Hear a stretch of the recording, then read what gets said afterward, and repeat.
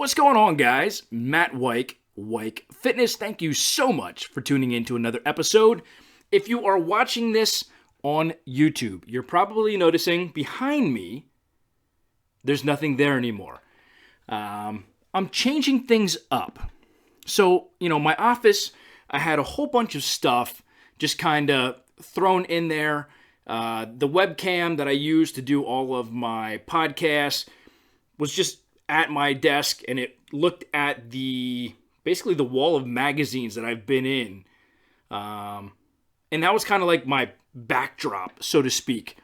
So I'm changing things up. I'm making a dedicated podcasting area. So behind me, I'm not sure what I want to do. The audio quality, I'm going to have to check after I record this. But also, me personally, I can hear maybe a slight echo. I'm not sure if you guys can hear that through the audio now. So I might put up some of those noise canceling, almost like eggshell type of pads behind me. And I'm hoping maybe that will change it. It's not going to be the prettiest backdrop. I'll probably get something maybe to hang on it. Just so that there's at least some type of visual versus just kind of like the eggshell pattern that's behind me. But we shall see. There was a website, a blog, that put out top podcasts in his opinion. And it's a fitness type of blog. And surprisingly, they put me in the same lineup as guys as Tim Ferriss, who obviously, Tim's not necessarily health and fitness. He's known for, his books as a bestseller, productivity, and stuff like that. But he's also into fitness and maximizing your health and taking advantage of longevity. So, wellness is important to him. So I understand why he's maybe thrown in there. But then I'm next to a guy like Nick Strength and Power, who, has a commanding viewership on YouTube. Now, if you're watching this on YouTube, I truly appreciate it. But YouTube is a very, very, very small part of my podcast listenership. So, while I'm recording this as video, what I really do is I then just extract the audio, and that goes into the podcast that gets blasted out to all of the podcast platforms. So you can find us on iHeartRadio, Spotify, Stitcher, Google Play, iTunes. I'm sure I'm missing a whole bunch, but you get the idea. So that's why if you're watching this on YouTube, or even if you're listening to it, the audio might be a little bit different. So again, I apologize if it is. I'm going to work to fix that if it is an issue. And that's why there is nothing behind me. You're staring at blank walls pretty much. So today, what I want to talk about is the future of business. Now, if you're not paying attention to the trends and the landscape of business today, you should probably start looking around you. Technology is the biggest driving factor for business today. And as you know, business is all about speed. So the faster you can go to market with something, or the faster you can execute on something, the better off you're going to be, as long as your strategy is solid. I'm not sure if I'm explaining that well enough. So let me put it this way. The first to market is usually the business or product or service that takes the most market share. So let's use, I'm in the supplement industry, right? So let's use creatine monohydrate. So when creatine monohydrate came out, that was the creatine to use. Now, obviously, you had non-responders. You had those crazy loading phases where you had to take, 10 to 20 grams of creatine a day. Nowadays science has kind of debunked that. And yes, you can, and you'll saturate the muscles faster than you would by just taking a maintenance. But you can do a maintenance dose of 5 grams, and over the span of a 30-day period, your muscles will become totally saturated. Now, brands looked at that and said, okay, so monohydrate is out. That owns the market share. We're going to come out with our own version of monohydrate and sell it. So everyone is kind of taking a small piece of the pie of business, right? Then comes along CEE and creatine HCl and all these different variants of creatine. But what's the one thing that still holds true to today? Monohydrate is still the best-selling and the most studied, from a research standpoint, creatine on the market. So that still owns the market share, right? And the brands that came out with that, so you had, Concrete came out for the creatine HCl, and that owns the market for the HCLs. EAS came out with their phosphagen HP and their creatine and all this other stuff, and then they own the market for a while on that type of stuff. So everyone tends to own their own little piece of the pie, but whoever comes out first is generally the person who's going to hold the most market share. Now, changing directions a little bit, looking at the way technology is changing the landscape of business, automation is taking over a lot of responsibilities. Now, what I'm going to say next is not meant to be disrespectful to anyone who holds these types of positions, but it's the reality that we're in today, and unfortunately, those who want to stay employed are going to have to change. Now, what do I mean by that? I'm not sure where you live, the waste management company who takes care of, say, your neighborhood, your street, your house, whatever, your apartment complex, wherever you live. Here, we used to have the trash trucks, and then you had the driver, and then usually had 1 or 2 guys that hopped on the back, and they were literally like the haulers. They would jump off at a house, grab the trash cans, dump everything into the dump truck, or the trash truck, put the can back, hop back on, and I mean, it would be 100 degrees outside. It would smell horrible back there. It would be 15 degrees and snowing, and they'd be hanging on the back of it, driving down the streets. It could be pouring down rain. You get the idea. What are they doing now? The last year, I've seen a transition of a driver and 1 to 2 men on the back hauling all that trash into the trash truck, to now they're using trucks that have those mobile arms where you have a driver, and either the driver does it himself or there's a second person in the truck who does all of the, joystick remote with this arm. Now, what this arm does is it takes the place of somebody who was on the back of that trash truck. So no longer does somebody have to hang on in 15 degree or 100 degree or snow and rain or, just scalding sun. Now they just sit in the car in either the heat or the air conditioner, and they just move the thing. The arm goes around, it grabs the trash can that you have, picks it up, bloop, and it dumps it in the top of the trash truck. Brings it back down, sits it down flat on, the street or sidewalk or wherever you put it. The arms release, goes back. They drive to the next house. It's all automated now. Look at places like McDonald's. Now, I'm not telling you to go eat at McDonald's, but the fact of the matter is, if you have kids, you want something fast, they can get something, you can get something. Obviously, you can get healthy stuff anywhere. I'm just using McDonald's as an example because that's one of the areas where I'm seeing it transition the fastest. Now, you go to McDonald's. What do you see now? Now, it's not every location, but I know that they're launching it throughout the U.S., but the rollout is going to take some time for everything to take place. But when you walk into McDonald's now, what do you see? You see kiosks. Or better yet, you can order from your mobile device, right? From your smartphone. your Android, your iPad, or iPhone, and you roll up, you go to the drive-thru, or you go pull into the parking spot where they'll just bring it out to you, whatever you prefer, or you can go in and get it. Most people, if you're ordering on your mobile device, you're just going to go through the drive-thru because you're just driving there anyways.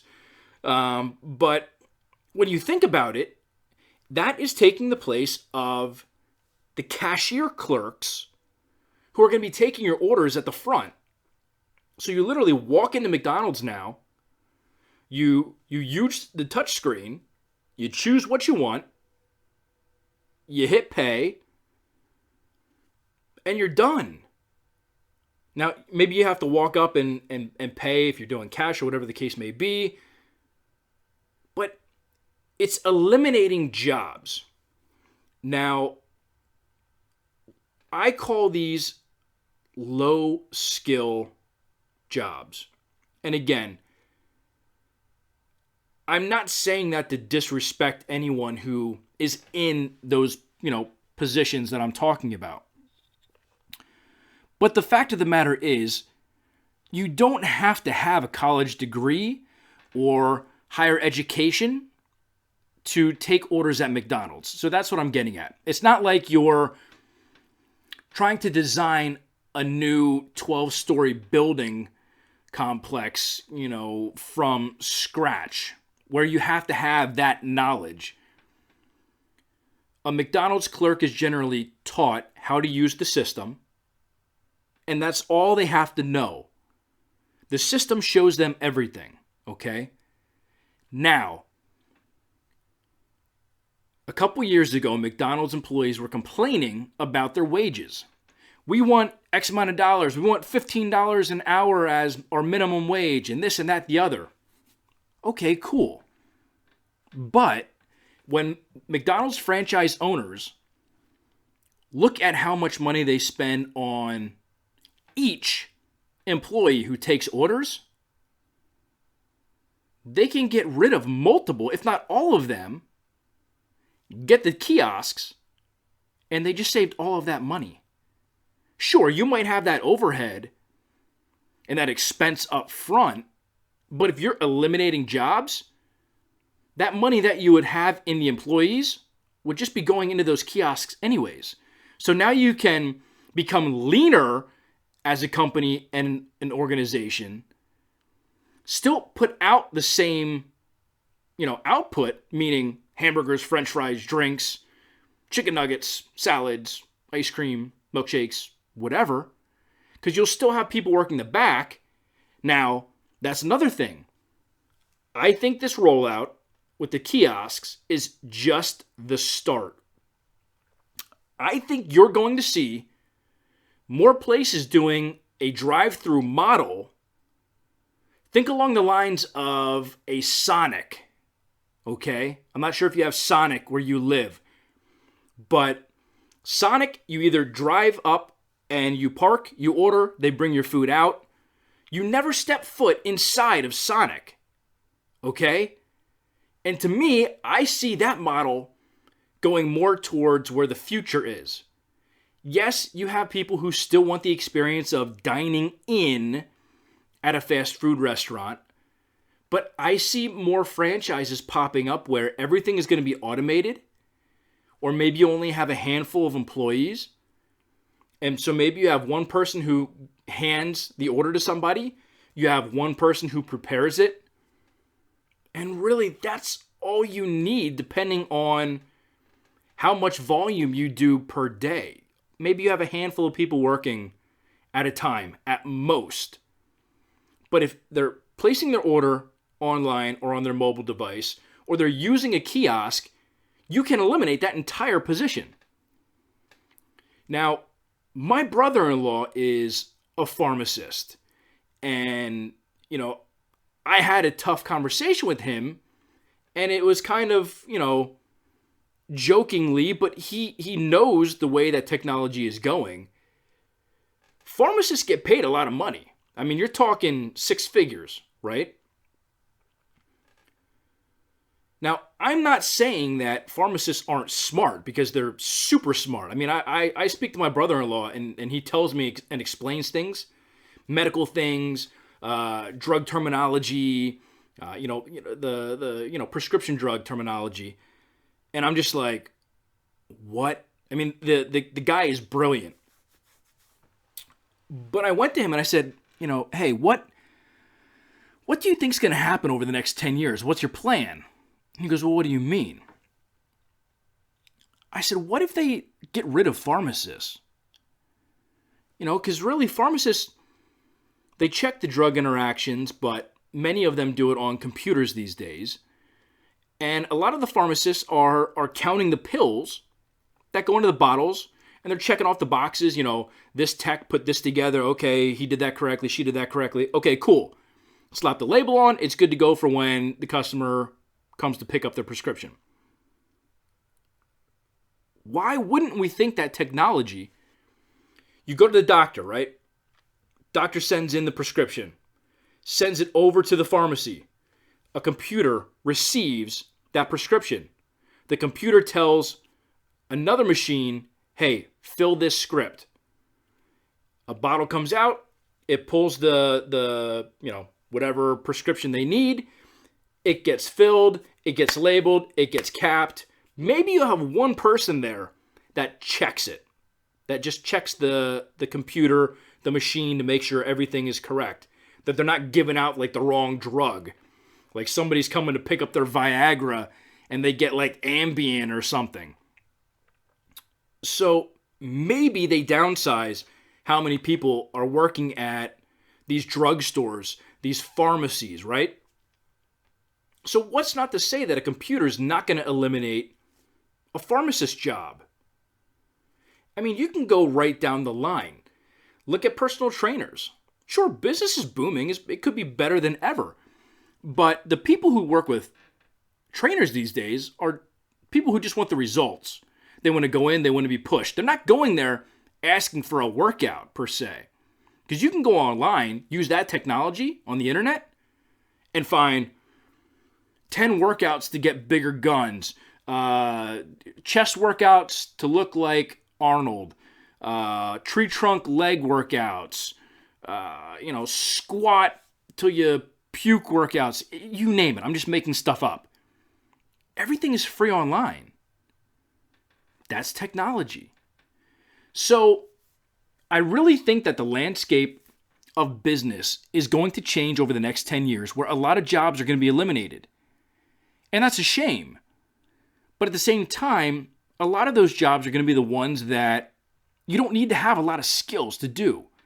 And for that reason, that's why I want everyone to find what they're passionate about and double down on learning everything that you can about that. I'm not saying you have to go to college and go get a degree, because I think that piece of paper really doesn't mean much these days. And that's coming from somebody who has a degree. I went to Penn State. I have a kinesiology and a business degree. I don't think it's worth shit these days. And I'm just being honest. I mean, I'm sure, if my parents were to hear me say that, they'd be like, what are you saying? You just got this degree, you spent all these years. Yeah, and I don't think it's worth anything these days. Because I think a lot of businesses have their own colleges or universities where it's a training system that they put their employees through, and they train you how to work their system.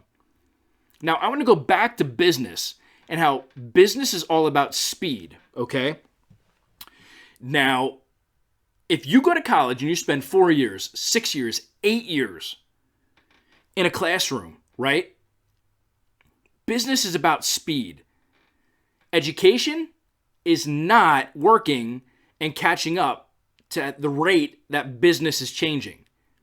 So if you are a freshman and business changes for whatever industry you're in, by the time you graduate, everything is going to be obsolete. So think about that. Think about how many things have changed over the last few years from a business standpoint. It's true. So the first 3 years that you learn something, maybe your senior year, you touch on the things that have changed, but you're still playing catch up because business is constantly changing. So that's where I'm at with this. So I think I think the business landscape as we know it today is going to be changing drastically. And I think a lot of the people who have those low skill jobs need to be worried and need to be thinking about what they're going to do. And again, I'm not saying spend the money and go to college if you don't have the money. There are tons of resources that you can utilize to better your skills. You can take courses online that have nothing to do with colleges. If you want to learn about sales, there are guys out there that you can learn from about sales, like Dan Locke. You know, he has the high ticket closing programs. It talks about sales and, copywriting and all these different things, right? So find those people and make sure that they're, accredited people, that they're actually the professionals and they're known for these types of things, not just some kid who puts up a YouTube video and really has no idea what they're talking about. So, YouTube, you can use that to your advantage as well. Find someone who's in an industry that you want to be in and just binge watch everything that they put out. Take that information and implement it. So many people watch something and then they don't execute on anything. So really all they're doing is wasting their time. So if you want to have a job, have a career, have longevity in whatever industry you're in, you have to constantly be evolving and bettering your skills. The people who don't have the skills will be eliminated. And I'm not saying this to be a jerk, like you don't deserve a job. I'm saying this because that's going to be the reality. People want people who have skills. If you don't have the skill, you're not going to get the job. So think about all of the different things that you're doing right now in your current position, wherever that is. Are you maximizing your abilities and your potential and your performance? If not, you need to change starting today. You need to think about, okay, this is what I'm going to do. This is how I'm going to change. I'm going to start learning about this so that I can show to my boss, to my team, to my company that I'm a worthy employee and that my skill set is better and outweighs somebody else. It's all about that totem pole in corporate America. If you're on the bottom and you have low skills, you're gone. If you're at the top, congratulations. You're probably going to stay there unless somebody else who's below you gets to your level and isn't going to get paid as much and they're trying to lean out, then you get cut off and that dude moves in. But I don't see that as much as jobs being eliminated due to low skill levels for whatever it is. We're having technology come in and take over those jobs that, quite frankly, don't need to be manned by somebody because technology and machines can do those things for us. So that's really all I have for today. This is probably a lot longer than I wanted it to be, but I'm hoping that you got something from it. You got some value out of it.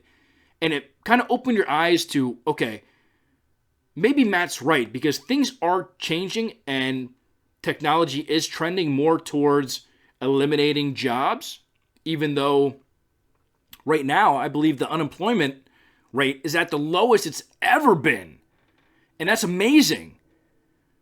But I also see with technology that could be creeping back up over the next 10 years because technology and AI and machines are going to be a bigger part of our lives. So I'm not saying this to scare you. Again, this is just my opinion based off of the landscape and the trends that I'm seeing. But I would love to know what you guys think. Do you agree? Do you disagree? Are you in a position right now where you see technology and machines, robots, whatever coming in and taking your job? Look at warehouse workers. Now machines are driving to different bays, getting the order, putting it on the box, going to the next thing, grabbing the product, putting it in the box. It goes down the line, it gets taped up, off it goes. Humans don't even need to touch it these days. Now, those are advanced systems. But again, I want you to look at where you are now. How secure are you? Could your job be eliminated in the next 5, 10, 15 years? Obviously, if you're close to retirement, which, my demographic is generally, the 22-year-old to the 45-year-old. But, if you're close to retirement, you might not have to worry about this as much. But if you're in your 20s or 30s and you're looking long-term with a business or with a company, you need to understand the landscape. How much technology can be put into this business and eliminate jobs and improve the processes and the systems that are in place for that business. So really, that's all I got for today. Again, I hope you got something out of it. Leave a comment below, or if you're listening to this on a podcast, head over to weikfitness.com. You can send me a message on there from the contact page. Let me know what you think. If you haven't subscribed to this already on YouTube, please do so. It's free. It's just out here to add some value to you guys. Obviously, it doesn't cost you anything to give a little thumbs up and a follow. If you're on a podcast, please subscribe. It lets you know every week when I release a podcast every Tuesday. It ends up right there on your mobile device. So I would love to have you here with us every week. With that being said, hope you guys are having a fantastic week wherever you are, and I hope to catch you guys on the next episode.